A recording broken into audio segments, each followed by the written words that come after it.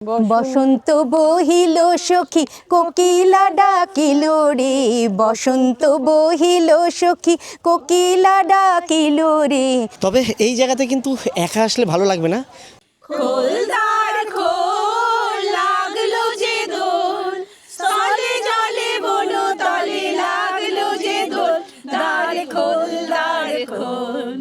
আর এখানে কিন্তু বিভিন্ন ধরনের ফুল আছে, দেখুন একটা হলুদ আছে, লাল আছে, অরেঞ্জ আছে। ভীষণ ভালো লাগে এখানকার অ্যাটমসফিয়ার। নমস্কার বন্ধুরা, সকলে কেমন আছো? আমি অমিত, আবার একটা নতুন ভিডিওতে তোমাদের সকলকে স্বাগত। তো এখন বসন্তকাল এসে গেছে, আর বসন্তকাল মানেই কিন্তু আমাদের প্রথমে যেটি মাথায় আসে পুরুলিয়া, যেখানে কিন্তু আমরা ছুটে যাই পলাশ ফুল দেখতে। কিন্তু এখন ভ্রমণপ্রিয় বাঙালির কাছে অফিসের কাজের চাপ আর হাতের টাইম না থাকায় কিন্তু পুরুলিয়া ভ্রমণ অনেকের কাছে অসম্পূর্ণ হয়ে যায়। কিন্তু আমি আপনাদের আজকের এমন একটি জায়গার সন্ধান দেবো যেটি পুরুলিয়ার থেকে কিছু কম নয়, সেটা কিন্তু আমাদের কলকাতার বুকেই রয়েছে। তো চলুন আজকের আমি সেই নতুন জায়গার সন্ধান দেবো। তো হাওড়া স্টেশনের ভিতরে আমরা প্রবেশ করে গেলাম। প্রবেশ করে কিন্তু আমরা এরকম একটা টিকিট কেটে নিলাম, 5 টাকা করে টিকিট নিল। তো আমরা আপ ডাউন কেটে নিলাম, আর অলরেডি কিন্তু আমাদের ট্রেন দাঁড়িয়ে আছে। 2:40 আমাদের ট্রেন ছাড়বে, আর এখন সময় বলছে প্রায় 2:33। চলুন আপাতত ট্রেনে উঠি, বাকি তথ্য আপনাদের সাথে শেয়ার করছি। নির্ধারিত টাইম থেকে আমাদের ট্রেন হাওড়া স্টেশন থেকে ছেড়ে দিল। আজ আমাদের গন্তব্য বেলুর, যেটি হাওড়ার একটা স্টেশন পরেই রয়েছে। হাওড়া থেকে বেলুরের টিকিট মূল্য মাত্র 5 টাকা। এই বেলুরে বেশ কিছু লোকাল ট্রেন যায়, যেটি আমি আমার স্ক্রিনে দিয়ে রাখলাম।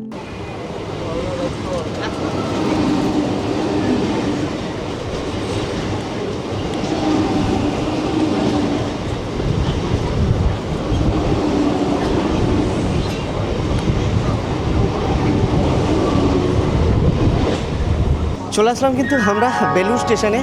তো এখান থেকে কিন্তু আমরা এখন যাব স্টেশনের বাইরে, আর বাইরে থেকে আমরা এখন অটো বা টোটো কী ব্যবস্থা আছে সেটি আমরা দেখব। এই হলো স্টেশন, এটি কিন্তু 5 নম্বর প্ল্যাটফর্ম। আর 5 নম্বর প্ল্যাটফর্ম থেকে আমরা এদিক থেকে সোজা আসলাম।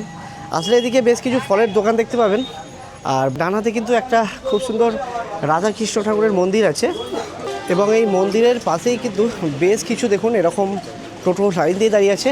এইখান থেকেই কিন্তু আমরা এখন যাব স্টেশন থেকে। আমরা একটা টোটোতে উঠে পড়লাম, আমরা এখন যাব ইএসআই হসপিটালের উদ্দেশ্যে। ওখানেই পলাশ ফুলের গাছ, বা ওখানেই গেলেই কিন্তু আপনি পলাশ ফুল দেখতে পাবেন। তো সময় লাগবে 5 মিনিটের মতন, আর ভাড়া দিচ্ছে মাত্র মাথা পিছু 10 টাকা করে।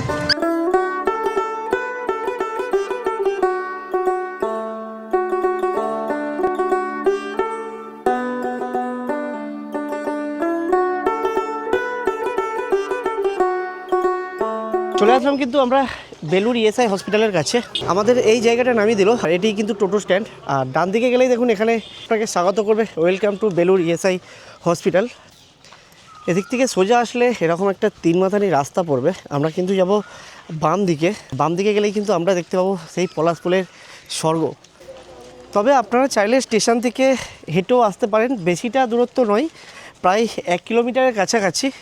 জায়গাটা কিন্তু দেখে বেশ ভালো লাগছে।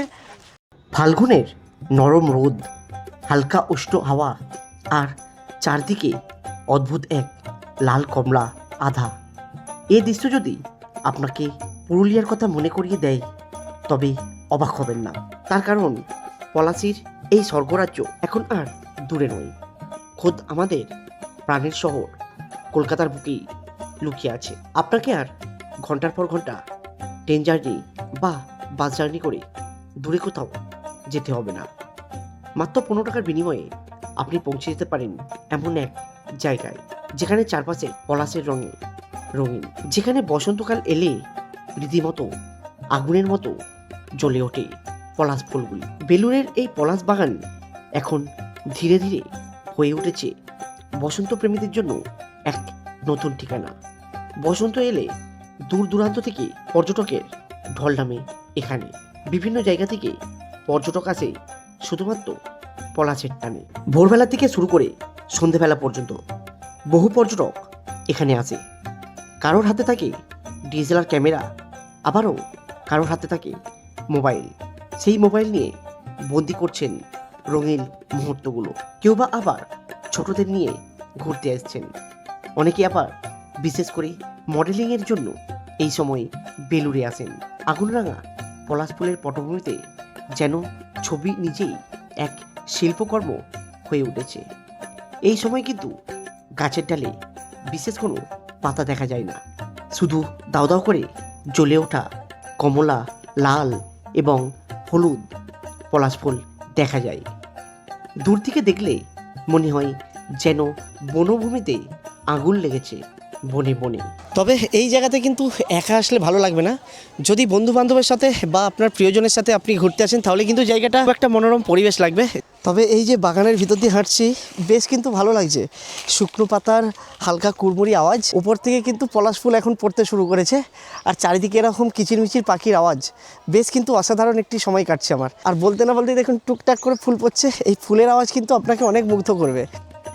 হাঁটতে হাঁটতে পায়ের নিচে নরম শব্দ হয় আর বাতাসে হালকা ফুলের গন্ধ ভেসে আসে।